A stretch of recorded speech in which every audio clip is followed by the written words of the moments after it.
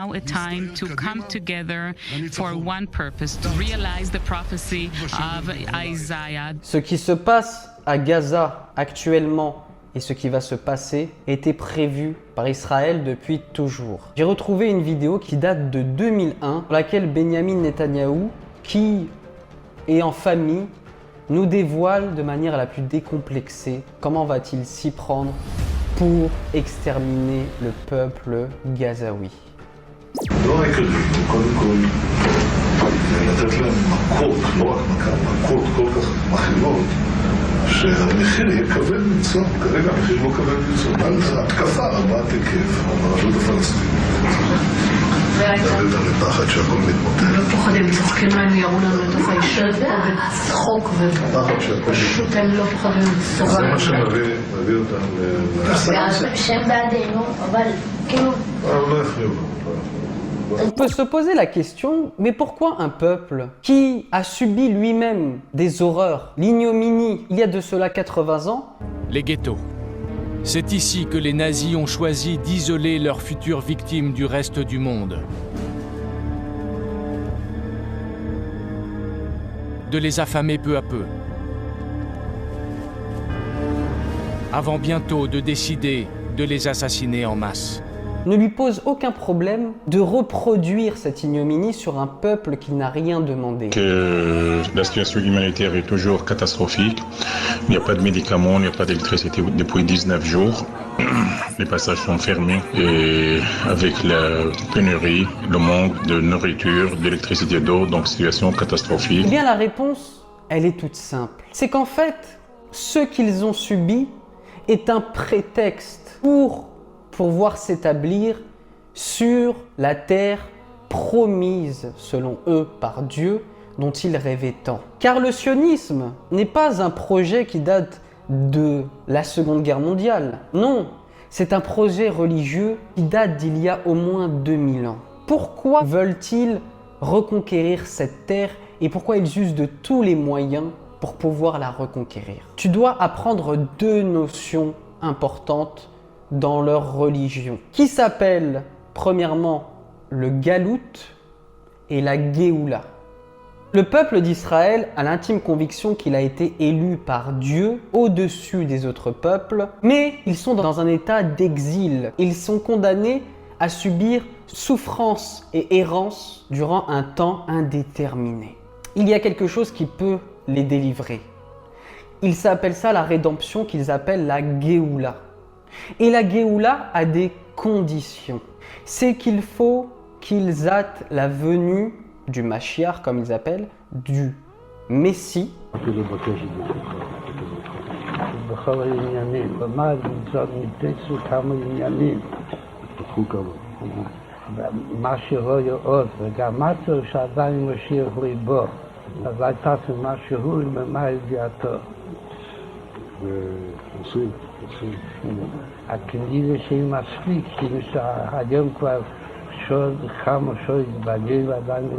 Pour qu'il les délivre de leur galoute, donc de leur souffrance, pour faire advenir le Messie, il faut que le peuple d'Israël soit en terre sainte, en terre promise, qu'ils appellent Eretz Israël, donnée par Dieu en héritage. Donc en arabe on appelle ça Shem, ça englobe la Palestine, l'Égypte, la Jordanie et un peu de la Syrie et aussi le Liban. Il ne faut pas seulement que les Juifs retournent en terre d'Israël, il faut que la terre d'Israël ne soit peuplée que de Juifs. Donc il faut que les 12 tribus, parce que les tribus d'Israël sont au nombre de 12, et qu'il n'y ait que eux qui puissent la peupler pour que le Messie advienne. Ceux qui posent problème, ce sont les Palestiniens. Et donc les Palestiniens, il faut trouver tous les moyens pour qu'ils puissent partir de cette terre sans se retourner. Et donc quand j'entends parler à la télé ou les gens qui disent « mais je ne comprends pas pourquoi ils ne font pas deux États dans la paix », cette histoire de faire la paix, qu'il y ait deux États, etc., c'est du n'importe quoi, c'est du bullshit complet. Il n'est pas question de deux États. Tous les moyens sont bons pour qu'ils puissent arriver à leur fin. L'antisémitisme est une arme redoutable du sionisme. Parce qu'en fait, ils utilisent l'antisémitisme pour faire comprendre aux Juifs qui ne veulent pas retourner en terre d'Israël qu'ils ne peuvent être en sécurité qu'uniquement en Israël. Les antisémites sont les idiots utiles du sionisme. Ça part de Hitler jusqu'à Alain Soral, le terrorisme, l'hypercacher, etc. Tout ceci est mis en œuvre pour faire comprendre que si ils ne font pas leur alia, donc leur immigration en terre de Palestine, ils risquent leur vie. Et ça marche à merveille. C'est-à-dire que vous avez l'impression qu'aujourd'hui, en France, on n'est plus en sécurité ?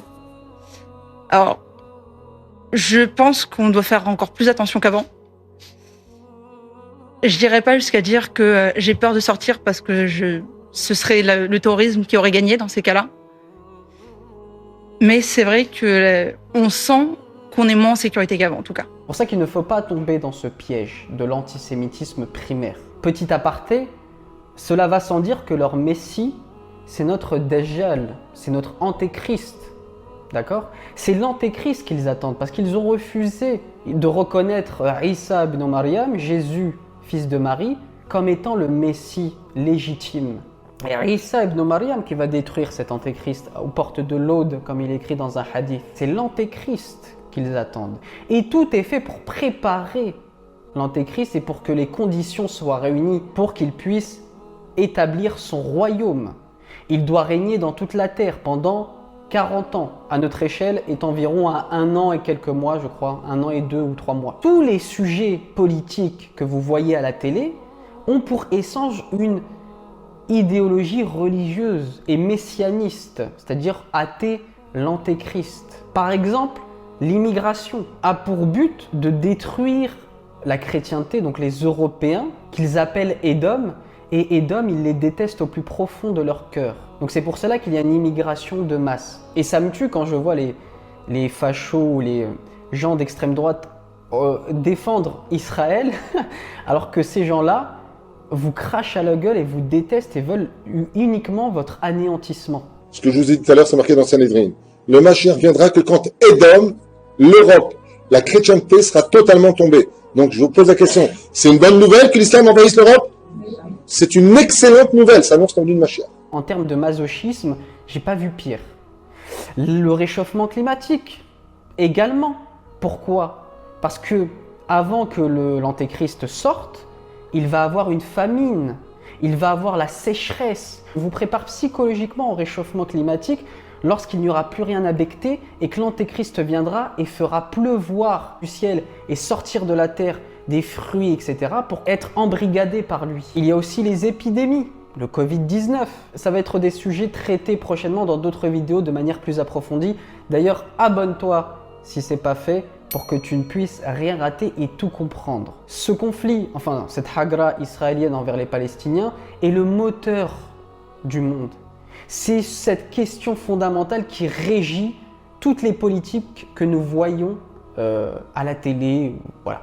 Les chrétiens évangéliques, eux aussi, sont des partisans du sionisme parce que pour eux, il faut que tous les juifs reviennent sur la terre d'Israël pour que quand Isa ibn Maryam descendra, ils se convertissent tous. Les républicains francs-maçons des pays comme la France sont partisans du sionisme parce que la franc-maçonnerie est une secte juive qui a pour mission de reconstruire le temple comme les juifs. Pourquoi la France est pro-israélienne, il suffit de voir qui détient la meute médiatique. C'est quand même un truc incroyable. Dans une France où c'est censé être laïque, neutre, eh bien BFM TV, donc la principale chaîne d'information continue en France, a dans son groupe I24 News, qui est une chaîne ouvertement israélienne, puisque le patron Patrick Drahi est israélien. Donc en termes de neutralité et d'impartialité, on peut mieux faire, où il est dit des déclarations incroyables. Rectificatif à faire important, on ne va pas réoccuper Gaza, on va récupérer Gaza. Gaza, c'est la terre d'Israël. On ne faut pas oublier que c'est des territoires qui, pour moi qui suis croyant, on doit les récupérer. En fin d'histoire, certes, mais voilà, on y est peut-être. Moi, je me fichais perdument des 2 millions de Gazaouis. Moi, ce qui m'importe aujourd'hui, c'est la vengeance des 1300 Israéliens. C'est après. S'ils vont aller en Égypte, tant mieux. Si les États-Unis de Biden, si la communauté internationale, si l'Union européenne ne sont pas contents de notre réponse qui doit être impitoyable, et si on va reprendre Gaza, tant pis pour eux. Dans laquelle aussi on vous traite de goy de manière la plus décomplexée. J'étais à la manifestation lundi, je confirme qu'il y avait beaucoup de pas beaucoup de goy. Oui, ce que tu allais dire, tu peux le dire. Hein, parce qu'il faut rappeler que les juifs sont les fils d'Adam, donc le fils de l'homme, et que nous les goy, nous sommes des animaux à forme humaine. Et ce n'est pas moi qui le dis, hein, et les rabbins le disent de manière la plus décomplexée qu'il soit. Ne vous vexez pas s'il y a des étrangers qui écoutent ce cours, mais je vous lis ce qui a marqué il y a 500 ans ou 2000 ans en arrière. Hein, Vei Galut Ishmaël, viendra d'Ishmaël, des gens qu'on appelle Péré Adam. C'est Péré Adam, pire que des animaux, des hommes sauvages, des hommes sans âme. C'est vrai que dans le Coran, Allah a choisi d'élever les Banu Israël. D'ailleurs, il faut dire les Banu Israël. Quand vous voulez insulter Israël, ne dites pas fuck Israël, par exemple, parce qu'Israël, c'est Ya'qub, alayhi salam. Donc les Banu Israël. Mais à force de tuer les prophètes, à force de prendre leurs rabbins pour Dieu, de Seigneur en dehors d'Allah, eh bien Allah les a maudits jusqu'au jour de la résurrection. Et Allah vous rassemblera les Juifs dans cette terre de Palestine pour qu'ils puissent être jugés. Et Allah les jugera de ce qu'ils ont fait de mal. Donc c'est tout pour cette vidéo, Mohamed. J'espère qu'elle t'aura plu. Petit commentaire, petit pouce bleu, petit partage. Et on se dit à la prochaine. Prenez soin de vous.